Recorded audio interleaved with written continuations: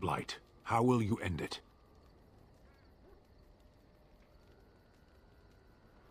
Is that all? It is surrounded by an ocean of darkspawn. How will you reach it? If you reach it, how will you slay it? You say you are a Grey Warden. I have heard stories of this order. Great strategists and peerless warriors. That is what we hear of the Wardens. So far, I am not impressed. Will you make that excuse to the Archdemon, or the victims it claims in the meantime?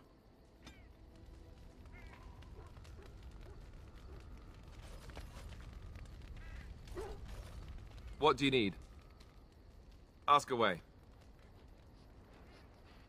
Same way you did. You drink some blood, you choke on it, and pass out. You haven't forgotten already, have you?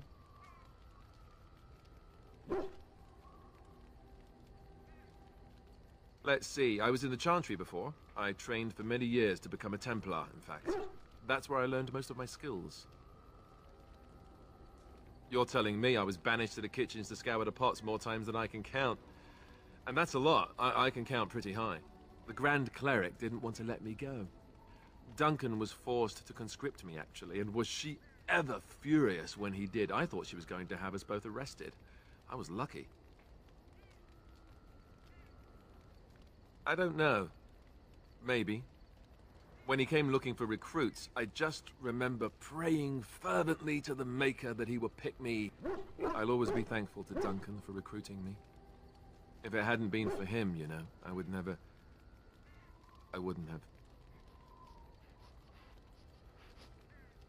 He was a good man who didn't deserve his fate.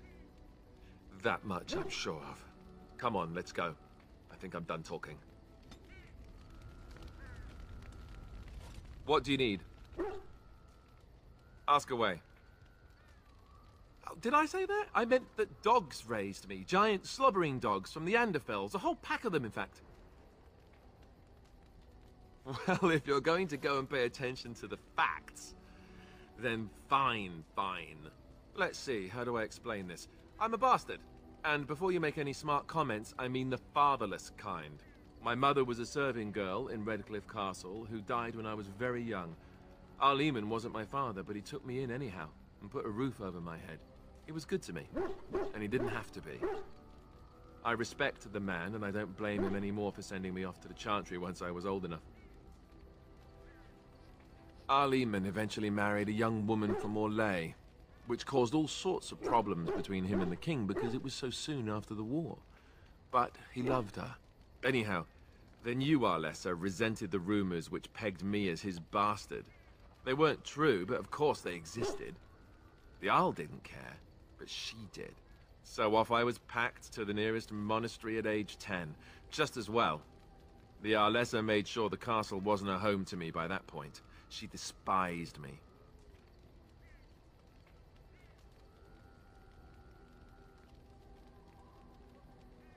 I suppose you're right. I wasn't raised as the Arl's son, though, if you're picturing that. I slept in hay, out in the stables, not on silk sheets. I remember I had an amulet with Andraste's holy symbol on it. The only thing I had of my mother's. I was so furious at being sent away, I tore it off and threw it at the wall and it shattered. Stupid thing to do. The Arl came by the monastery a few times to see how I was, but I was stubborn. I hated it there, and blamed him for everything.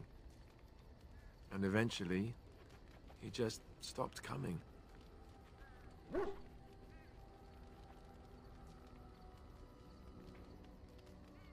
And raised my dogs. Or I may as well have been, the way I acted. But maybe all young bastards act like that. I don't know. All I know is that the Arl is a good man, and well loved by the people. He also was King Cailan's uncle, so he has a personal motivation to see Loghain pay for what he did. Anyway, that's really all there is to the story.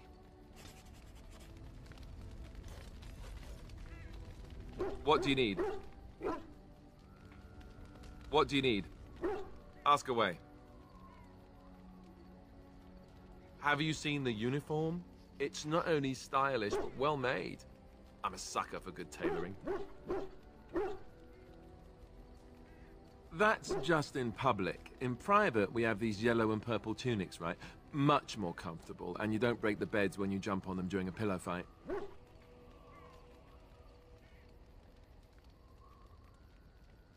You don't really want to know about my being a Templar, do you? It's really quite boring. Poke, poke, poke. Tell me everything about your life, Alistair. All right, if you insist. It's not like we have anything better to do, right? The truth of the matter is that I did hate going to the monastery. The initiates from poor families thought I put on airs, while the noble ones called me a bastard and ignored me. I felt like Al Eamon had cast me off, unwanted, and I was determined to be bitter. But I took some solace in the training itself, I guess. I was actually quite good at it. The education, mostly, but also the discipline. You need to have a disciplined mind in order to use the abilities we have. It was difficult, but rewarding. I never really felt at home anywhere, though, until I joined the Grey Wardens. And Duncan felt my Templar abilities might be useful for when we encountered Darkspawn magic, so I kept it up. What about you? Do you have anywhere you consider home? We won't always be traveling like this, you know. Once the war is over, once the Blight is... well, a time will come when we'll have to think about having a real home again. Though that seems like a far ways off. And I suppose the Grey Wardens are gone for good, either way. I suppose you're right. We can create new Grey Wardens, but we'll never get back those we lost. I wonder if it would ever feel the same. Anyhow, now I've sidetracked us. We'd better get back to what we're supposed to be doing right now. What do you need? Ask away. Such as they are. That's a good question. There's plenty in Orlais, but who knows where they might be found. And the nearest Orlesian city is weeks away. If we go north and cross the sea, there's bound to be some in the Free Marches. Again, however, I just don't know where. I don't know anything about Grey Wardens in other lands. I imagine that eventually the Grey Wardens outside of Ferelden will wonder what's happened. Why there's no contact from Duncan or someone. They'll send someone eventually. Tell them. Maybe they won't send anyone. We could try to contact them. But that would mean leaving Ferelden, and even if we did, they couldn't come back with us in time to stop the Blight. So that means whatever happens, it's up to us. Here in Ferelden, there's our compound in Denerim at the palace, but that's it. Loghain will have control over that and be watching it, no doubt. Beyond that, the only place I know of is Weishaupt Fortress. That's the headquarters of all Grey Wardens in the Anderfells, 1,000 miles from here. But I've no idea how to even contact them. So unless we try to get back to the compound in Denerim, I suppose the answer is no. There's nowhere for us to go. I mean, eventually we would have to use the joining to make more Grey Wardens, right? But I don't know how to do the joining, or what's involved. I know it involves lyrium and some other magic, and that it's really difficult to prepare, but that's it. Unless we can find out more about the joining, I guess we better get used to the idea that there might only be 2 of us for now. Until more come from elsewhere. Just left? You mean just left Ferelden? I don't know. If there's an archdemon, however, we're supposed to be the only ones who can defeat it. And that means the Blight would grow unchecked. Eventually, other Grey Wardens in Orlais and other lands would hear about it, and they would come to fight it, but they wouldn't come in time to save Ferelden. There's no way. I'm not going anywhere. About the Grey Wardens, anyhow. Fair enough. What do you need? Ask away. Essentially, they're trained to fight. The Chantry would tell you that the Templars exist simply to defend. But don't let them fool you. They're an army. The other main purpose for a Templar is, of course, to hunt mages.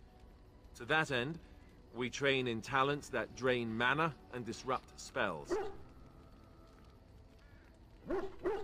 Perhaps, but there usually isn't much of an opportunity. The Chantry keeps a close rein on its Templars. We are given lyrium to help develop our magical talents, you see.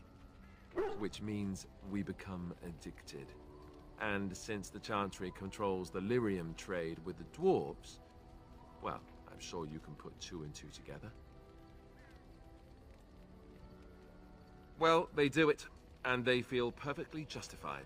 You don't need lyrium in order to learn the Templar talents. Lyrium just makes Templars' talents more effective, or so I was told. Maybe it doesn't even do that. The Chantry usually doesn't let their Templars get away either, so they can spread their secrets. I'm a bit of an exception. Lucky me. Something on your mind? Something on your mind? Of course.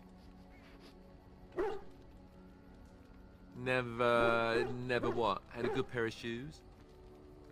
Oh, so that's what we're talking about. Well, if you really want to know, you tell me first. And apparently you have no shame as well. Well, all right, I'll play along. I, myself, never had the pleasure. Not that I haven't thought about it, of course. But, you know.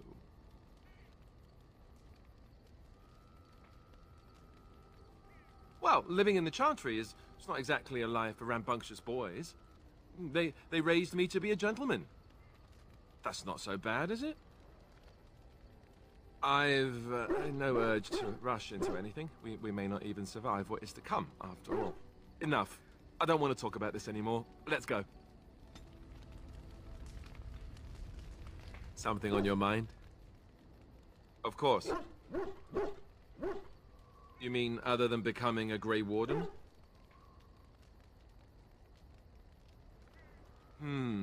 You know, I asked Duncan this too, and all I got was, "You'll see."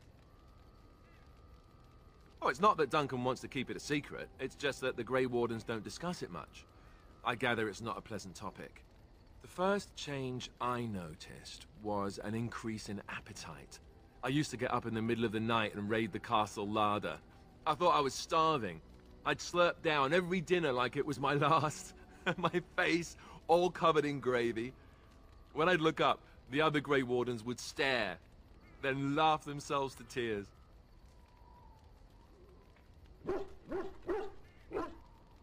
Really? I saw you eating dinner the other day. Savage. I guess it affects people differently. Regardless of the cause, you're still a savage. Oh, and then there were the nightmares. Duncan said it was part of how we sense the Darkspawn. We tap into their, well, I don't know what you call it, their group mind. And when we sleep, it's even worse. You learn to block it out after a while, but at first it's hard. It's supposed to be worse for those who join during a blight. How is it for you? Some people never have much trouble, but that's rare. Others have trouble sleeping their entire life. They're just more sensitive, I suppose. Everyone ends up the same, though. Once you reach a certain age, the real nightmares come. That's how a Grey Warden knows his time has come. Oh, that's right. We never had time to tell you that part, did we? Well, in addition to all the other wonderful things about being a Grey Warden, you don't need to worry about dying from old age. You've got 30 years to live, give or take. The Taint, it's a death sentence. Ultimately, your body won't be able to take it. When the time comes, most Grey Wardens go to Orzammar and die in battle rather than waiting. It's tradition. You'll always find Darkspawn down where the dwarves are. The oldest Grey Wardens head to the deep roads for one last glorious battle.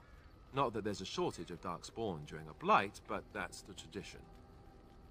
The dwarves respect us for it. And you wondered why we kept the joining a secret from the new recruits. Well, there you have it. You know, Duncan, he started having nightmares again. He told me that in private. He said it wouldn't be long before he'd go to Orzammar himself. I guess he got what he wanted. I just wish it had been something worthy of him. I know. Ending the Blight should make this all worthwhile, right? Something on your mind? Of course.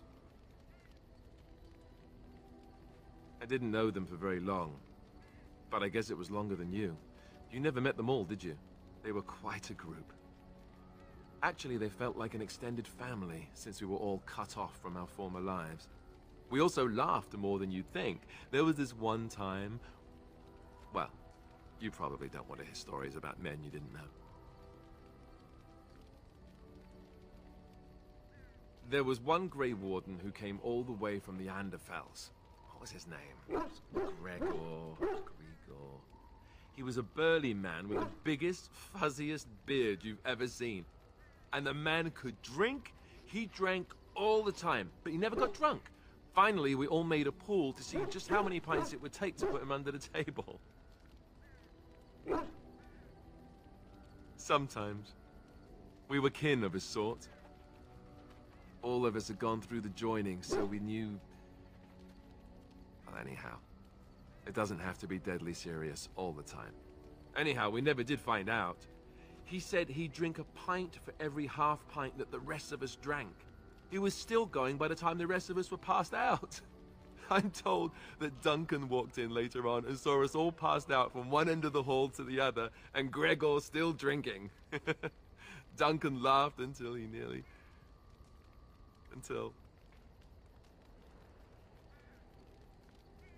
Yes, I suppose so. I thought I was done with this, but it just struck me that I have nothing to remember Duncan by. Nothing at all. There's no body, not even a token of his that I could take with me. That must sound really stupid to you. I just would have liked something of his to take with me, that's all. Well, there's no use in moaning about it, is there? He's gone. Let's just go. I'm wondering something. I'd like to know your thoughts about some of our traveling companions. Do you mind if I ask? What about Sten? The way he looks at me with those eyes. Creepy. And he's so quiet for someone so big.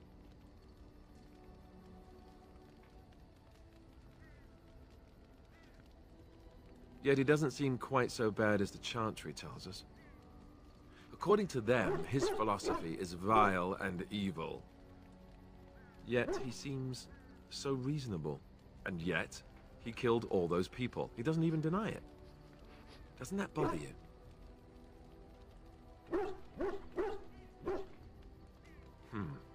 I'm not so sure that his regret means the same as it would for us. The Qunari sense of honor is a bit hard to grasp. For me, anyway. What about Liliana? Is she crazy? Or do you really believe in her vision? That's one way to put it. I don't know what to make of her. If you look at her when she doesn't see you, she just looks so sad. I almost feel guilty taking her away from her life. Yes, I know. Still, I feel badly for her. Morrigan, do you trust her? Think about it. Maybe Flemeth sent her with us for some other reason than she said.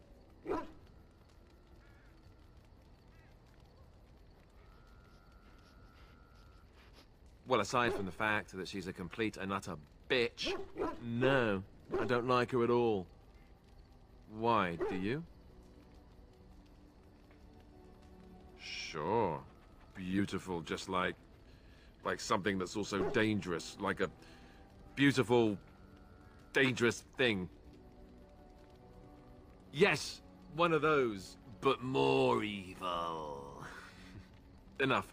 I think my curiosity is sated. Let's get back to it, shall we? Something on your mind? Of course.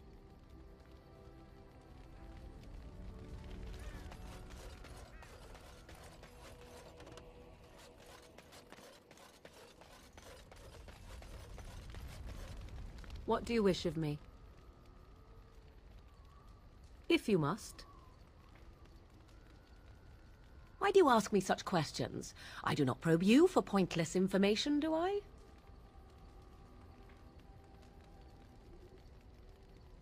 Beg pardon then, while I jump for joy. What is it you asked if I grew up in the wilds?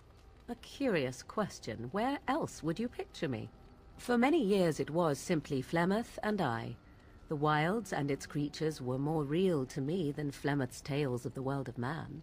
In time, I grew curious. I left the wilds to explore what lay beyond, never for long. Brief forays into a civilized wilderness. For the most part, Flemeth taught me well. For all that I had been taught, however, the truth of the civilized lands proved to be overwhelming. I was unfamiliar with so much. So confident and bold was I, yet there was much that Flemeth could never have prepared me for. Equal parts daring and foolhardy, perhaps. Only once was I accused of being a witch of the wilds, and that by a chastened who happened to be traveling with a merchant caravan. He pointed and gasped, and began shouting in his strange language, and most assumed he was casting some curse upon me. I acted the terrified girl, and naturally, he was arrested. Men are always willing to believe two things about a woman. One, that she is weak, and two, that she finds him attractive. I played the weakling and battered my eyelashes at the captain of the guard.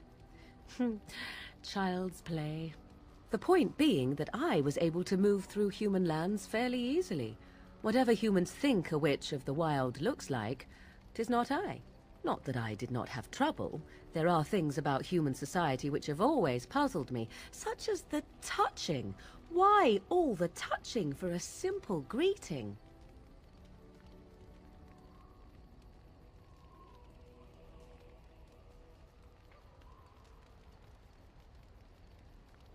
Yes, yes, some men have painted lines across the maps. I've seen them.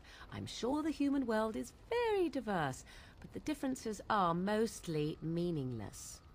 There were many nuances that Flemeth could never tell me of. When to look into another's eyes, how to eat at a table, how to bargain without offending. None of these things I knew. I still do not understand it all, truth be told, but then I gave up long ago any hope of doing so. When I returned to the wilds last, I swore to Flemeth that I had no intention of leaving again. Yes, here I am. Well, let's get on with it before the ground opens up and swallows us, yes? I have a thought. We have an opportunity that I believe we should take advantage of. To the point. My mother was once divested of a particular grimoire by a most annoying Templar hunter. It occurred long before I was born, but even today, Flemeth speaks of the loss with great rage. With the circle of magi in such disarray, it occurs to me that this might be the perfect time to recover the tome from their possession, for surely it eventually ended up in their hands. Flemeth is a sorceress of legend, is she not? And her grimoire would be more than a mere curiosity to mages that daren't even glance towards the places my mother has walked for eons. No doubt 'tis considered something dangerous, perhaps best locked away somewhere dark, yes? And if not, then at least I know it does not exist. But there is no harm in looking, surely? 'Tis a book of spells, of the sort that Flemeth has dabbled with throughout her long life. 'Tis not the sort of thing that would benefit a mage of the standard variety. They were taught a different path. I, however, was taught by my mother. I know a way around the wards my mother would have placed on such a tome. I know the language that she would have written it in.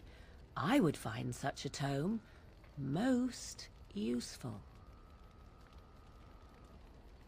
Useful in the way that it might increase my power. Useful in the way that I would become more useful to you. Does that not follow?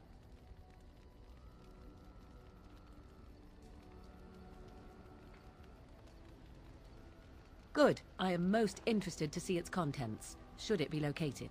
The grimoire is leather-bound and adorned with the symbol of a leafless tree, should you come across it. If not, however, then I shall simply put it out of my mind. Yes? At times, perhaps. A world full of people and buildings and things was all very foreign to me. If I wished companionship, I ran with the wolves and flew with the birds. If I spoke, 'twas to the trees.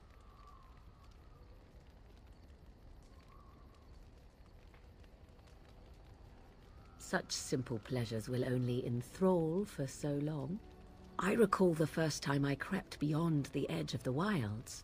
I did so in animal form, remaining in the shadows and watching these strange townsfolk from afar. I happened upon a noblewoman by her carriage, adorned in sparkling garments the likes of which I had never before seen. I was dazzled. This, to me, seemed what true wealth and beauty must be. I snuck up behind her and stole a hand mirror from the carriage. 'Twas encrusted in gold and crystalline gemstones, and I hugged it to my chest with delight as I sped back to the wilds. Flemeth was furious with me. I was a child and had not yet come into my full power, and I had risked discovery for the sake of a pretty bauble. To teach me a lesson, Flemeth took the mirror and smashed it upon the ground. I was heartbroken. Beauty and love are fleeting and have no meaning. Survival has meaning. Power has meaning. Without those lessons, I would not be here today, as difficult as they might have been.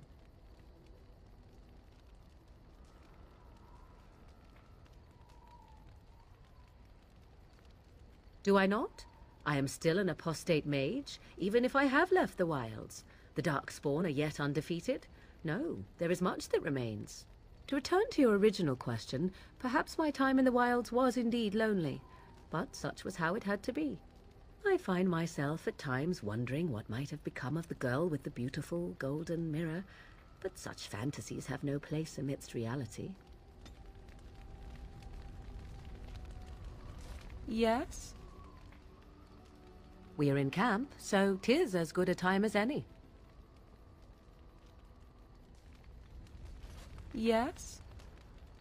So, full of questions, are you?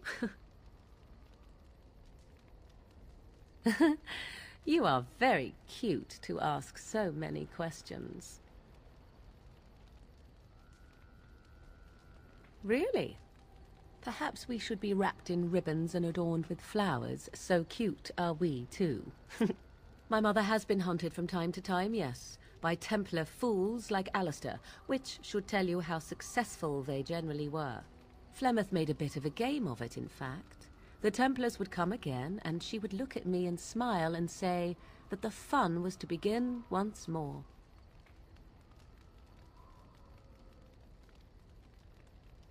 I am unsure. I was too young to understand, and perhaps 'twas bravado on Flemeth's part, or perhaps she was merely amused. I will never know. Flemeth would warn them, once. 'Twas a warning they inevitably failed to heed. And then the true game began. Often Flemeth would use me as bait.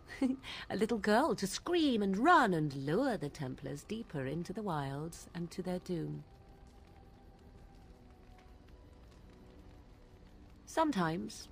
Eventually. Thankfully, the wilds is a vast place. Once they found us, Flemeth would simply move us elsewhere, and we would be lost within the forest once again. I did not understand the danger we faced until I was much older. I had never heard of apostates or maleficarum. You do not know? The zealots use that word for any magic they do not control. The Chantry sees any mages not leashed to the Circle of Magi as apostates, and apostates could become Maleficarum, evil mages that resort to blood magic and become demon-enslaved abominations. It may even be true, still, those of us who prefer freedom see no reason to submit.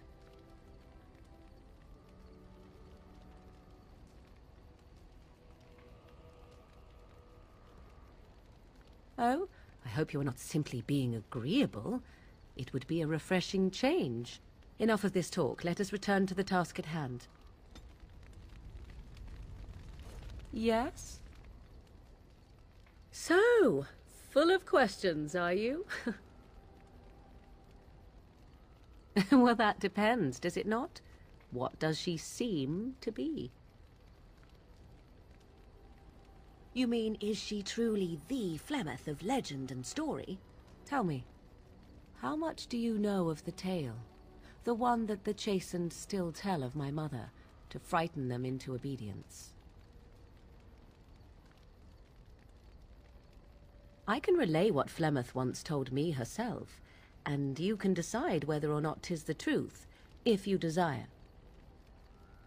As the tale is sung by the bards, there was a time when Flemeth was young and beautiful, a fair lass in a land of barbarian men, the desire of any who saw her.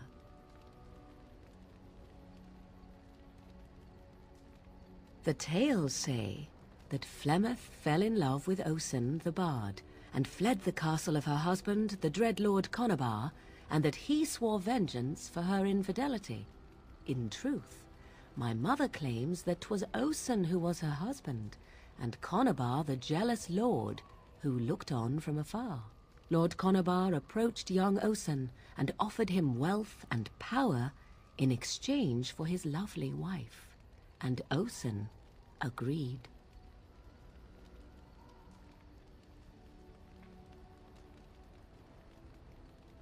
The life of a bard is a poor one, and love fades in the wake of hunger. 'Twas Flemeth who suggested the arrangement. All would have been well had Lord Conobar kept his end of the bargain. But he was a foul man who bargained with coin he did not possess. Osen was led off to a field and slain, left for dead. Flemeth spoke to the spirits and learned of the deed, and swore revenge. Spirits first, and 'twas they who slew Conobar. Flemeth did not turn to the demon until much later. Lord Conobar's allies chased Flemeth, you see, chased her to the wilds, and there she hid. There she found the demon, and he made her strong. The legends all speak of the great hero Cormac, he who defeated Flemeth and her great army when she invaded the lowlands centuries later. All lies.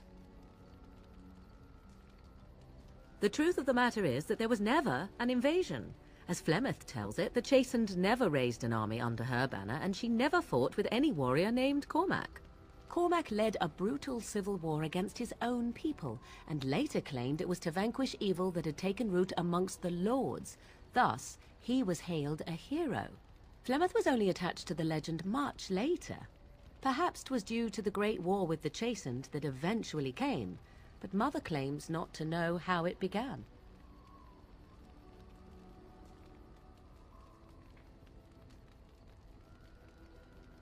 The demon within her has transformed her into something else. An abomination, perhaps some would say. I know not. I only know my mother is clever, and she is part of the wilds as it is part of her. But she is no immortal. She bleeds. A blade in her heart would kill her like any other, were it lucky enough to find her. I do not believe everything that Flemeth claims. Oft it seems her bitterness has colored her memories. But on the whole, yes, I believe this tale, if not all. You ask if I have sisters. I have asked of this myself. The stories tell of many witches of the wilds after all, not just the one. And these tales existed long before I did. Flemeth refuses to speak of other daughters, if they existed. So, should I believe I am her first? I doubt that too. The Chastened tell of a falling out between Flemeth and her daughters. They say that one day she hunted them all through the wilds and ate their hearts. It may be true. I have never seen another witch or heard of one. Perhaps one day Flemeth will eat my heart as well. Flemeth tells it with far more embellishment than I, but you are welcome. Dare I ask of your own mother? Few are abominations of legend, 'tis true, but I find myself curious nevertheless.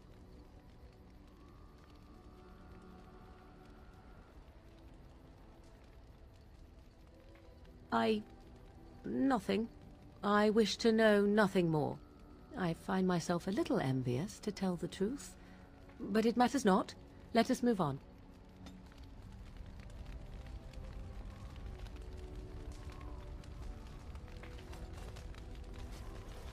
Yes? So, full of questions, are you? I assume you were actually asking whether Flemeth herself gave birth to me. Truly, I do not know. I once asked Flemeth that very question, and she merely laughed at me. 'Tis not inconceivable that she could capture a chastened man, or perhaps change to a more attractive form to attract him willingly. I find it more difficult to imagine her with child. As a matter of fact, I remember her being younger once. She had black hair, much like my own, long and lustrous. But how could that be if she is centuries old? Has she become wizened only recently? Or are the tales of her legend only that, and nothing more? I do know the tales of Flemeth having many daughters, even though I have never met another. And Flemeth has always treated me as her blood.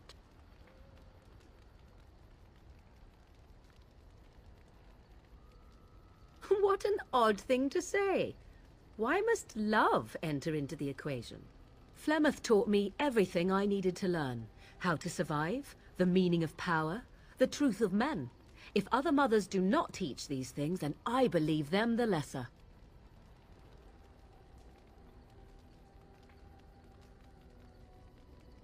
I shall take this as a compliment. Was it meant as such? Oh? How interesting. You agree that love is a weakness, then? Take yourself. You do not honestly desire such things from me, do you? 'Tis better to be free of such cloying and cluttering delusions as love. Then more the fool you, I think. I tire of this discussion. Let us move on, shall we? Yes? So, full of questions, are you?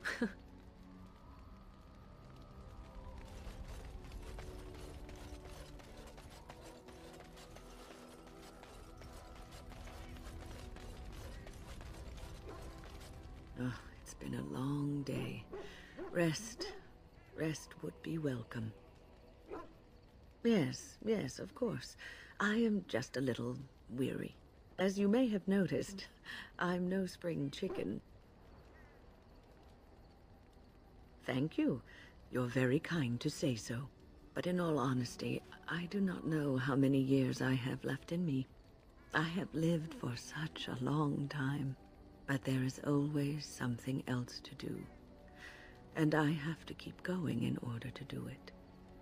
I think I will be glad when I am done. Oh, I don't know. I really don't.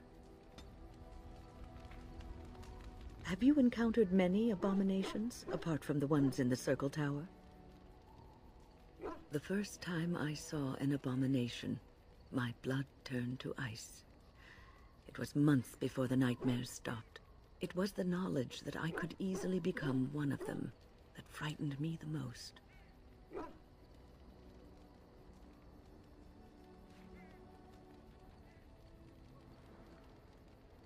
Every mage is vulnerable, no matter how accomplished or powerful. That is the first thing we learn, and overconfidence can lead to recklessness. One slip, All it takes is one slip, and everything you are is simply gone, replaced by madness. And there is no turning back, or at least that's what they say.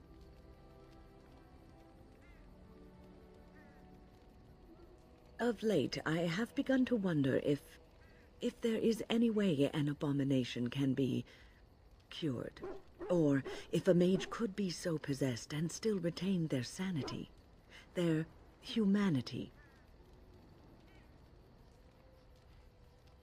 Yes, it is madness and cruelty that define abominations. If those are lacking, if the mage remembers the person they truly are, then they are not an abomination. I never saw that. Thank you for showing me another way of looking at it. So, tell me, how did you become a Grey Warden?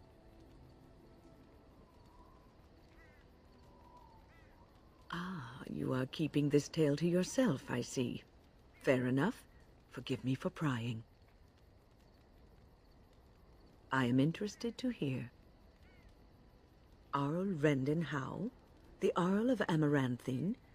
Why would he do such a thing to you? You are the last of the Couslands?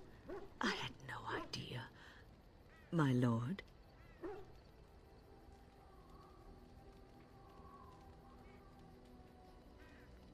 Yes, I suppose so. You can no longer have a title, can you? But that does not mean you must forget utterly where you came from. Take heart, dear friend. You survived, even when you were not expected to. We do not know yet what lies in store for you, or the name you carry. It is not so bad, is it, being a Grey Warden?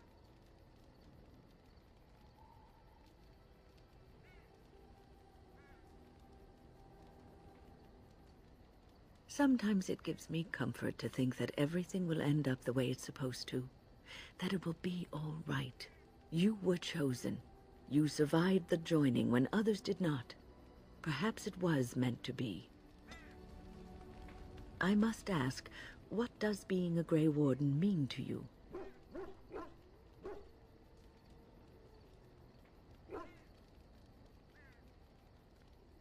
There's that, of course. But there's more to being a Grey Warden than killing Darkspawn and saving the world from the Blight.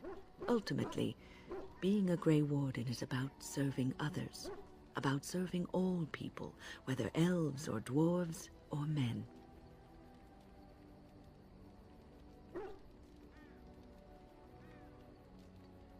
As a Grey Warden, you are a guardian of men, and you guard them because their continued existence is more important than you are. Thus it is you who serves, not they.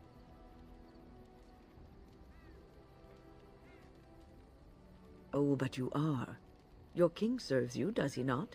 A good king, a true king who cares for his land, uses his power to rule firmly but fairly. He serves his people first and foremost. The king who does not do this, who believes that he is entitled to his power, who abuses it and uses it for his own means, is a tyrant.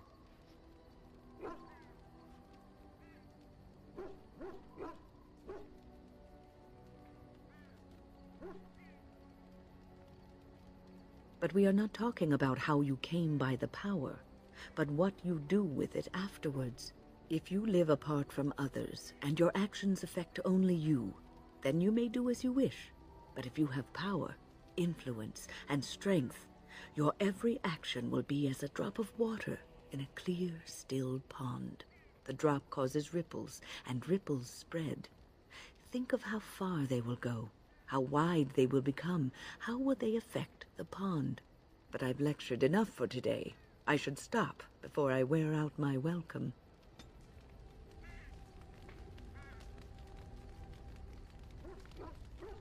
What's on your mind?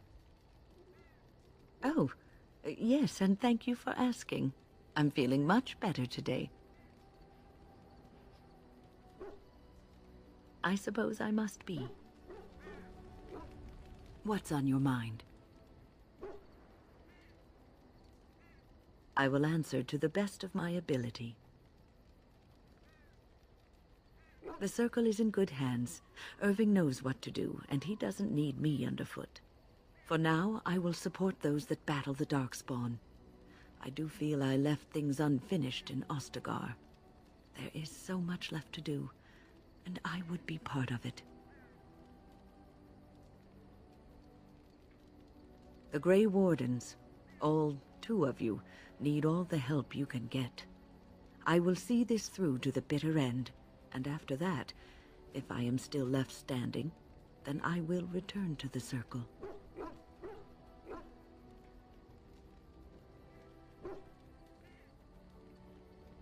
Perhaps. What's on your mind? I will answer to the best of my ability. People don't become mages. They are born mages. The talent just surfaces later. But you are asking how I ended up at the Circle. I was brought there by the Templars, just like many of the other apprentices. I don't remember very much. I was very young then. I didn't have a family. I never knew my real parents. My earliest memory was of hiding in a hayloft on a farm, trying to keep warm. I was found, and the farmer's wife was kind enough not to send me away. But they had children of their own, and I was never made to feel welcome. The eldest son was the worst. He was always calling me a stray, and throwing anything he could get his hands on at me. And I don't know how it happened, but one day, he just found his hair on fire. Fortunately, there was a large trough nearby. He ran screaming, dripping head and all, to his mother. I was shut up in the barn, with a bowl of water and a crust of hard bread. The Templars arrived several mornings later. I'll never forget the moment the Templars led me into the entrance hall of the tower. I had never seen anything so grand in my life. I stopped being afraid then. I knew I was home. Well, that's about all there is to my tale. That's how I came to the Circle. I would be lying if I said it was easy. First, there were rules, and we were constantly watched to make sure we behaved appropriately. Then there was the study of magic. We had to cast the spells just so, control the effects completely. A single word spoken incorrectly, a gesture out of sync, and lack of focus. And we needed to have perfect focus, or we would be in danger.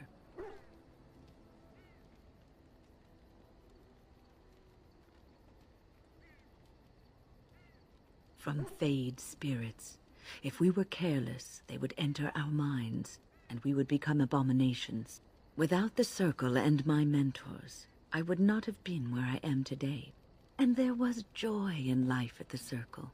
The joys of fellowship, in knowing that you were not alone in your struggles. In spite of everything, I was happy in the tower, and I loved it.